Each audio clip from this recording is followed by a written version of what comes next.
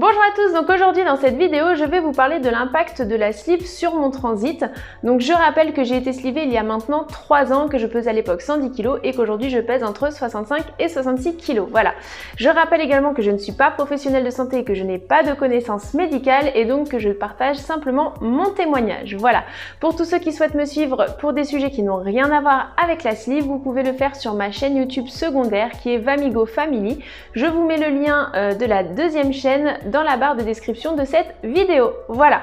Alors pour en revenir au sujet, vous êtes nombreux et nombreuses à m'envoyer des questions au sujet du transit. Alors c'est un sujet peu glamour, je l'accorde, mais qui a quand même son importance. Donc voilà, je vais faire une vidéo aujourd'hui consacrée à ça.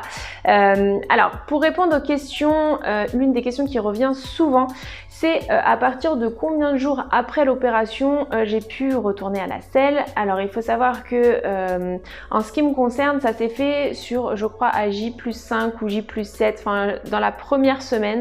Mais j'ai été voilà plusieurs jours sans pouvoir y aller. Enfin ceci s'explique puisque déjà pendant 5 jours je n'ai rien mangé, donc voilà, c'est plutôt logique.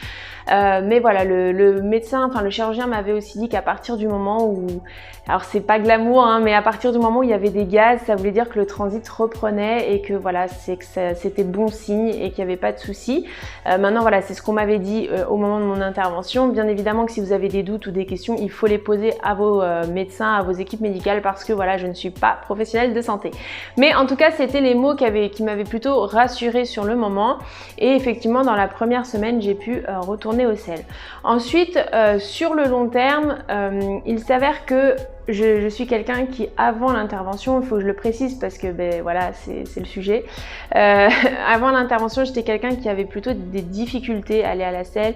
J'avais tendance à être constipée, etc. assez souvent. Maintenant que je suis opérée, c'est plutôt l'inverse. J'y vais beaucoup plus facilement.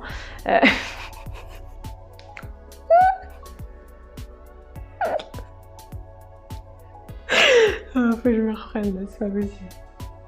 Donc j'y vais beaucoup plus facilement et voilà, et chose qui n'était pas le cas avant. Donc j'ai jamais eu de soucis après l'intervention de constipation. Enfin ça m'est arrivé occasionnellement, mais souvent c'est parce que c'était des périodes où je ne buvais pas assez, etc. Donc voilà, comme j'avais eu ce genre de problème avant, je sais exactement d'où ça venait.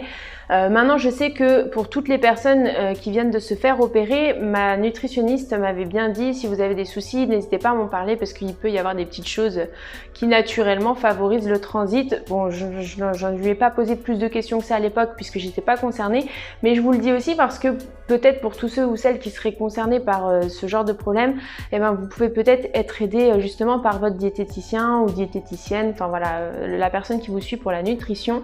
Donc n'hésitez pas à leur poser des questions parce que je pense que du coup ça peut être d'une grande aide.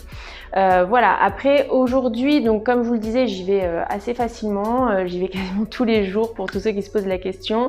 C'est également, alors la particularité qu'il y a aussi, c'est que maintenant lorsque je vais faire des repas qui sont copieux ou bien qui vont être trop gras, etc., ça a tendance à me provoquer en fait des diarrhées.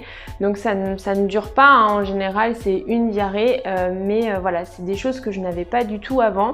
Je ne sais pas d'ailleurs si d'autres opérés sont dans la même situation que moi. Je vous invite à m'en faire part en commentaire si vous aussi vous êtes concerné par ces changements au niveau du fonctionnement de votre transit ou pas. Et si vous avez des particularités, ça peut toujours être intéressant. Je sais que c'est un sujet qui est un peu délicat et un peu pas glamour du tout, mais pour le coup quand même ça fait partie de notre quotidien et c'est important aussi d'avoir des témoignages à ce sujet-là parce que quand on se retrouve dans certaines situations, parfois on se retrouve un peu seul pour le coup et voilà, pour pouvoir lire des témoignages ou autres, ça peut être rassurant. Voilà.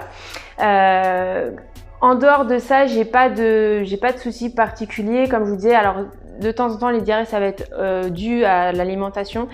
Peut-être qu'il y a parfois aussi certains aliments, mais j'arrive pas à les identifier. Il y a eu des fois où j'ai eu des diarrhées, voilà, sans raison particulière. Mais encore une fois, c'est une diarrhée comme ça et ça passe. Mais je sais pas si c'est lié à un type d'aliment ou pas. J'ai pas réussi à identifier encore. Mais voilà, c'est pas plus, ça me gêne pas plus que ça, c'est rare, c'est pas fréquent et voilà, ça m'handicape pas dans mon quotidien, enfin voilà, c'est pas pénalisant, etc. Donc vraiment de ce côté-là, voilà, j'ai pas de problème particulier. Je sais que c'est pas le cas de tout le monde, donc c'est aussi pour ça que je faisais la vidéo. Donc voilà, n'hésitez pas à me faire part de vos situations en commentaire. Pensez bien aussi à liker et à partager la vidéo. Et je vous dis à demain pour une prochaine vidéo.